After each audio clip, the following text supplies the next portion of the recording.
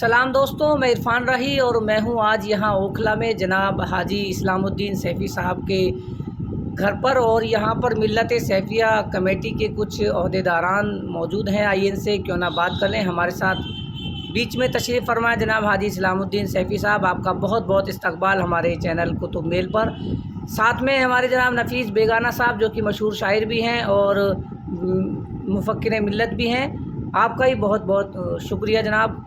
और शकील आलम सैफ़ी साहब जो कि पॉलिटिकल लीडर भी हैं और बहुत अच्छे जानकार हैं सैफ़ी समाज के और ख़ासकर से हिंदुस्तान की पसमानदा बिरादरियों के लिए। तो मैं अब सीधा सीधा सवाल पूछना चाहूँगा जनाब इस्लामुद्दीन सैफ़ी साहब से कि आप मिल्लत सैफ़िया कमेटी के बारे में बताइए कि क्या इसके उद्देश्य और कैसे इसकी शुरुआत हुई, संक्षिप्त में हमें बताइए प्लीज़। देखिए, उद्देश्य तो ये है कि बिरादर में राजनीतिक जागरूकता के लिए हमने हमारे दिमाग में, हमारी पूरी टीम के दिमाग में आगे भी सारे मामलों में अल्हम्दुलिल्लाह काफ़ी ठीक ठाक आगे आए, लेकिन राजनीतिक प्लेटफार्म पे किसी भी राजनीतिक पार्टी में हमारा कहीं भी हमारी बिरादरी का किसी भी तरह से कोई वजूद नहीं है। इसी के ऊपर वजूद में भी इसीलिए है कि जो भी मिल्लत सैफ़िया से पहले कमेटियाँ थी और वो आज भी हैं, चाहे स्वाई है और जमात सैफ़िया, उस वक्त ये दो ही कमेटी थी, उसके बाद स्वाद हुई। वो सारी कमेटी सिर्फ़ और सिर्फ शहर से शहर तक और मालदार से मालदार तक ही उनका वजूद था। मिल्लत सैफ़िया पहली एक ऐसी कमेटी थी जिसने शहर से चल के गाँव देहात में मेहनत की और गाँव देहात के साथ साथ जो गाँव देहात में गरीब बिरादर है उनके उत्थान के लिए, उनके फलाह महफूज़ी के लिए काम किया और आज भी उसी पैटर्न पे काम कर रहे हैं। असल में जो तंज़ीम की और वेलफेयर की जो ज़रूरत है वो साधन संपन्न लोगों के लिए बहुत कम है। ना कि बल्कि हर आज जो साधन संपन्न है वो अपनी ज़रूरतों को अपने हिसाब से पूरा करता है, लेकिन असल ज़रूरत है जो गरीब तबका है, गाँव देहातों में रहता है, जहाँ किसी भी तरह की सुविधा नहीं है और दूसरे लोगों के, चाहे उसमें मुस्लिम गाँव हैं या गैर मुस्लिमों के गाँव हैं, थोड़ी थोड़ी आबादी होती है, वहाँ किन किन परेशानियों से, किस किस जलालत से वो लोग गुज़रते हैं, वो जाके ही मिला जाता है, ढूंढा जाता है, तभी पता लगता है। उत्तर प्रदेश के राजनीतिक सरगर्मियों में निज़ामत करने वाले हमारे साथ जनाब नफ़ीस बेगाना सैफ़ी साहब हैं। नफ़ीस साहब, आपका क्या तजर्बा रहा है इलेक्शन से संबंधित? सैफ़ी समाज ने कब कैसे शुरुआत की इलेक्शन की? असल में हमारी समाज में हमारी जो पहले मिल्लत सैफ़िया कमेटी रही जी, हाजी इस्लामुद्दीन साहब की सरपरस्ती में, हमने सिर्फ और सिर्फ राजनीतिक भागीदारी के लिए ही प्रचार किया है। हमारी पहली ऐसी कमेटी रही कि हमने कहा कुछ नहीं, खूब पढ़े लिखे हैं, तालीम याफ्ता हैं, कारोबारी हैं, दौलत में किसी चीज़ में भी अल्लाह का शुक्र है सैफ़ियों के पास कोई कमी नहीं थी। डॉक्टर सबसे ज़्यादा हमारे पास हैं, इंजीनियर, डॉक्टर, पढ़े लिखे हर तरह से, लेकिन सियासत में हम ज़ीरो थे और अभी भी वैसा हम ये मानते हैं कि ज़ीरो ही हैं, क्योंकि जब तक हम एक कसीर तादाद में MP या MLA ना बना लें उस वक्त तक हम अपने आप को ये मानेंगे। क्योंकि यहाँ क्या था, कई लोगों ने हम लोगों को यूँ ने भी नहीं पनपने दिया कि वो ये जानते थे कि सियासत में भागीदारी नहीं होनी चाहिए, अगर सियासी आदमी है तो किसी को कुछ दे सकता है, अपनी आवाज़ उठाने के लिए हमें खुद ही कुछ बोलना पड़ेगा, हमारी आवाज़ दूसरा क्यों उठाएगा। यही वजह थी कि पिछले दिनों में हमारी आवाज़ उठाने वाला नहीं था कोई, आरा मशीनें बंद हो गई, जबकि सबसे बड़ा काम हमारा था आरा मशीनों का।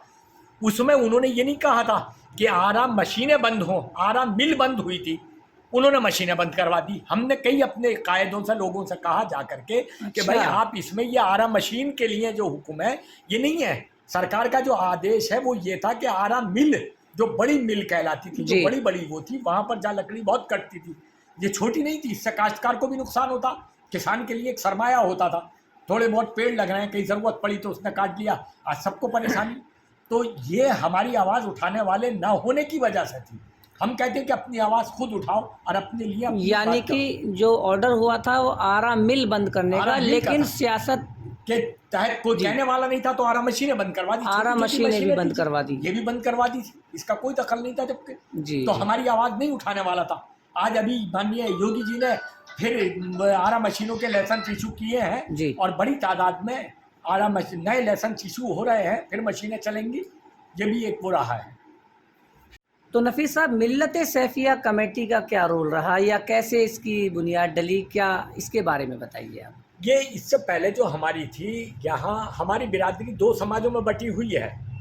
किस किस जैसे? एक गरीब बिरादर, एक अमीर बिरादर। अच्छा, एक शहर में और एक देहात में।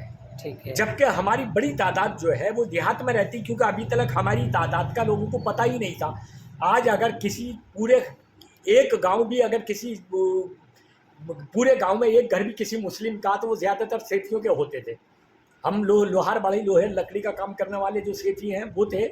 तो हमारी तादाद आज यानी प्रत्येक गांव में कोई ना कोई अगर होता हमारी तादाद। लेकिन हम, क्योंकि हम गाँव आबाद नहीं होते, इसलिए हमारी तादाद नहीं, हम बिखरे हुए रहते हैं कि 2-2, 4-5 हम किसी मोहल्ले में किसी गांव में आबाद नहीं होते जी। इसीलिए हमारी कुछ नहीं होती थी और दूसरे लोग भी हमें बतला दिया करते थे कि कहीं पर।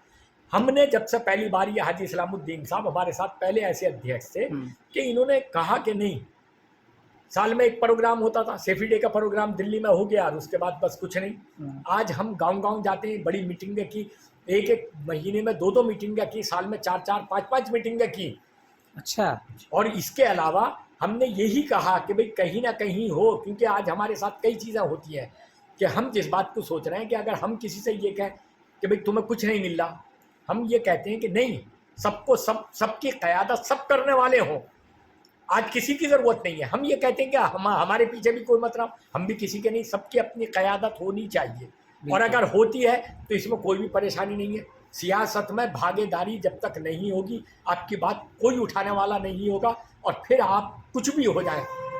क्योंकि सियासत में आप पढ़ लिख तो सकते हैं पैसे से, लेकिन अगर सरकारी नौकरियों में या सियासत में भागीदारी जब तक आपकी नहीं होगी तो फिर आप सर्विस में नहीं जा सकते। आने वाले 2024 के जो लोकसभा का इलेक्शन में है, तो क्या मान लिया जाए कि तैयारी है सैफी समाज? हाँ, हम कोशिश ये कर रहे हैं कि हम हर हालत में 2-4 आदमियों को करेंगे, लड़ाएंगे। क्योंकि जब तक हम लड़ेंगे नहीं, भाई हारोगे, जीत और हार का फैसला कब होगा?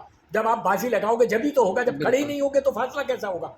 जीत और हार का फैसला तो जब होगा जब हम बाजी लगाएंगे। अब हमारे बहुत सारे चेयरमैन लड़े, भले ही हारे, लेकिन कम से कम फैसला तो हुआ, उन्हें तजर्बा तो हुआ, चेयरमैन भी बने, प्रधान भी बने। वरना हमारे लोग तो प्रधान भी नहीं बनते थे।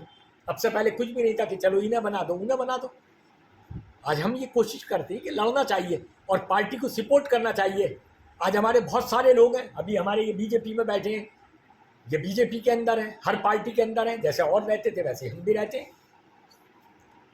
शकील आलम सैफी साहब हमारे बीच में हैं, आइए इनसे बात करते हैं। शकील आलम साहब, आपने उत्तर प्रदेश से इलेक्शन भी लड़ा, पसमानदा बिरादरियों के ताल्लुक से आप काफ़ी तजर्बा रखते हैं, बहुत अच्छा बोलते भी हैं। क्या आपका क्या ख्याल है कि हिंदुस्तान और हिंदुस्तान की पसमानदा बिरादरी और मुस्लिम राजनीति और उसमें सैफी समाज, क्या आपके तासुरात हैं? देखिए जनाब, 1990 में जब वीपी सिंह सरकार ने मंडल कमीशन को लागू किया जी, तो मंडल की रिपोर्ट में मुसलमानों की कुछ पसमानदा बिरादरियां भी रिजर्वेशन के लिए जोड़ दी गई और चूँकि इन्हें पंचायतों में और लोकल बॉडीज़ में रिजर्वेशन मिलने लगा, जी, जिससे ये तमाम छोटी छोटी बिरादरियां जो थी, जो कभी ग्राम सभा के मेंबर भी नहीं बन पाते थे, वो बेचारे गांव के प्रधान बनने लगे, डिस्ट्रिक्ट बोर्ड के मेंबर बनने लगे, ब्लॉक के प्रमुख बने, जिला पंचायत के अध्यक्ष तक बने। जब वो इतना आगे बढ़े तो उन्हें फिर एक महत्वाकांक्षा पैदा हुई एमएलए और एमपी बनने की। तो आज तमाम पसमानदा बिरादरियां एक एमएलए एमपी बनने की तरफ को गामजन हैं और हर पार्टी में अपना वजूद तलाश कर रही है। जबकि जो सुकॉल अशराफ मुसलमान जो सवर्ण जो कब्जा करे बैठे थे पूरी पार्टियों में पहले थे मुस्लिम राजनीति के नाम पर, उनके सामने एक चुनौती दी है बिरादरों ने। अब बिरादरें एक राजनीतिक चेतना इनके अंदर आई है और सब बिरादरें इकट्ठे होकर अब एक प्लेटफार्म पर आने को तैयार हैं।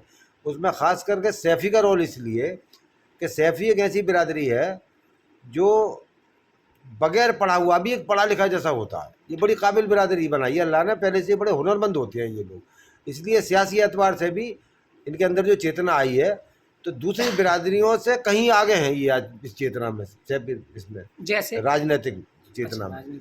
हाँ, तो आज राजनीति में मैं समझता हूँ इस 2024 के लोकसभा चुनाव में इंशाल्लाह ज़रूर 2-1 सैफी चुनाव अच्छी राष्ट्रीय पार्टियों से लड़ेंगे और इंशाल्लाह जीतेंगे भी। इस बार इंशाल्लाह जीतेंगे, ऐसा मेरा मानना है। ऐसा लोकसभा चुनाव।